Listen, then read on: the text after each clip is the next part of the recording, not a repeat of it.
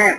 تبلیغ نے تو لاکھوں نوجوانوں کو داڑیاں رکھوا دی، پگڑیاں بدھوا دی، شرابیں چھڑوا دی، زنا چھڑوا دیے، قتل چوریاں ڈاکے چھڑوا دیے، ماں باپ کا فرما بردار بنا دیا، بیوی کا وفادار بنا دیا، سود چھڑوا دیا، ظلم چھڑوا دیا، جھوٹ چھڑوا دیا۔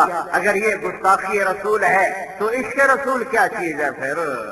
پھر سائیں مجھے بتاؤ، پھر عاشق کسے کہتے ہیں؟ یہ سب اگر گستاخی ہے تو پھر عشق کس چیز کا نام ہے؟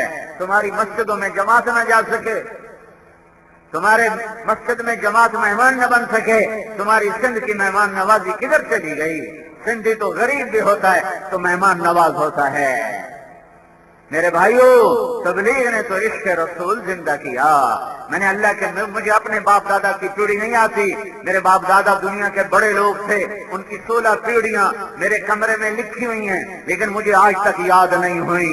حالانکہ میں نے ان کو یاد کرنے کی کوشش بھی کی، مجھے یاد نہیں ہوئی ہیں۔ میں اللہ کے نبی کی 80 پیڑھیاں یاد کر رہا ہوں، گستاخی کے لیے، گستاخی کے لیے، تمہیں گستاخ بنانے کے لیے۔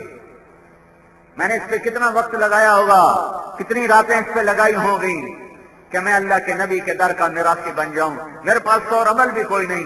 میں نے تو روضہ رسول پر بھی جا کر کہا تھا، یا رسول اللہ میں آپ کے باپ دادا کی تعریف کرتا ہوں اور میرے پاس کوئی عمل نہیں ہے۔ میرے بھائیو رواج پہ نہ چلو، اپنی عقل کو بھی استعمال کرو، اس کھوپڑی کو بھی استعمال کرو۔ ایک آدمی تبلیغ میں جاتا ہے، اس کی ساری زندگی سانچہ نبوت میں ڈھل جاتی ہے، وہ سنت کے طریقے پر آ جاتا ہے، وہ کتنے بڑے بڑے حرام چھوڑ جاتا ہے۔ اگر یہ گستاخ رسول بنا ہے تو پھر عاشق رسول کون ہے؟ جسے نماز نہیں آتی، جسے کلمہ نہیں آتا، جو سود میں پھنسا ہوا، زنا میں پھنسا ہوا، چوری ڈاکے میں پھنسا ہوا۔ کچھ تو سوچنا چاہیے۔ تبلیغ نے تو عشق رسول زندہ کیا، میرے نبی کی زندگی کو زندہ کیا، میرے نبی کی زندگی کو 6 بر اعظم میں زندہ کر دیا۔ میں دنیا کا آخری کنارہ ہے، آخری کنارہ شمال میں آلٹا سے آگے وہ جگہ ہے جہاں جا کر سورج ڈوب کے نکلتا ہے، میں وہاں پہنچا، وہاں بھی مجھے نوجوان نظر آیا داڑھی والا۔ ارے یہ داڑھی کیسے کا؟ تبلیغ میں 10 دن لگائے تھے۔ دنیا کے آخری کنارے تک سنت رسول زندہ ہو گئی، اور عشق رسول ہوتا ہے تو زندہ ہوتی ہیں یہ باتیں۔ عشق رسول نہ ہو تو یہ کیسے ہو سکتا ہے؟ جماعتیں اپنے پیسے سے، تم نکلو اپنے پیسے سے جاؤ، اگر تمہیں دعویٰ ہے کہ ہم عاشق رسول ہیں تو جاؤ لوگوں کے دلوں میں عشق رسول بٹھاؤ اور اپنی جان مال خرچ کرو۔ اگر تم اپنے دعوے میں قل ہاتوا برہانکم، لاؤ اس پر دلیل، اگر تم سچے عاشق رسول ہو تو یہ اگر گستاخ ہیں تو یہ جان مال کو لے کر دھکے کھاتے پھر رہے ہیں، تم تو سچے عاشق ہو، جاؤ نکلو اور لوگوں کو کلمہ سکھاؤ۔ تمہارے لاڑکانہ سے 2 میل باہر ایسے گوٹ ہیں جس میں ایک آدمی کو کلمہ نہیں آتا ہے، ایک عورت کا کلمہ ٹھیک نہیں ہے، ایک مرد کا کلمہ ٹھیک نہیں ہے۔ مسجدیں ویران ہیں، اذان دینے والا کوئی نہیں، نماز پڑھانے والا کوئی نہیں۔ یہ جا کر مسجدیں تمہاری صاف کرتے ہیں، تمہارے گوشت کے لوگوں کو کلمہ پڑھاتے ہیں، یاد کراتے ہیں، تمہاری مسجدوں میں جھاڑو دیتے ہیں، اذانیں دیتے ہیں، نمازیں پڑھتے ہیں۔ اگر یہ گستاخ رسول ہیں تو پھر معاف کرنا، پھر دنیا میں عاشق ہے ہی کوئی نہیں۔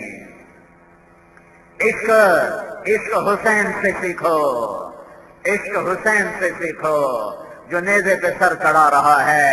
تمہیں اپنی زبان کی شاعری سناؤں، پتہ نہیں تمہیں سمجھ میں آئے یا نہ آئے، پر میرے منہ پہ آ گئی ہے۔ عاشق ہوئیں عشق کماویں، دل رکھیں وانگ پہاڑاں ہو، سائے سائے بدیاں ہزار غلامیں، کر جانے باغ بہاراں ہو، منصور جائے چک سولی دتے، جڑے واقف کل اسراراں ہو، سجدیں سر چائیں نہ باہو، توڑے کافر کہن ہزاراں ہو۔ عاشق سوئی حقیقی جیڑا، قتل معشوق دے من میں، سر نو جوڑے تے مکھ نہ موڑے، بھویں 100 تلواراں کھنے۔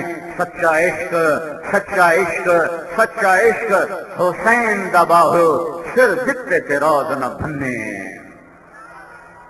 میرے بھائیو اگر عاشق بننا ہے تو عاشقوں کی تاریخ لکھی پڑی ہے۔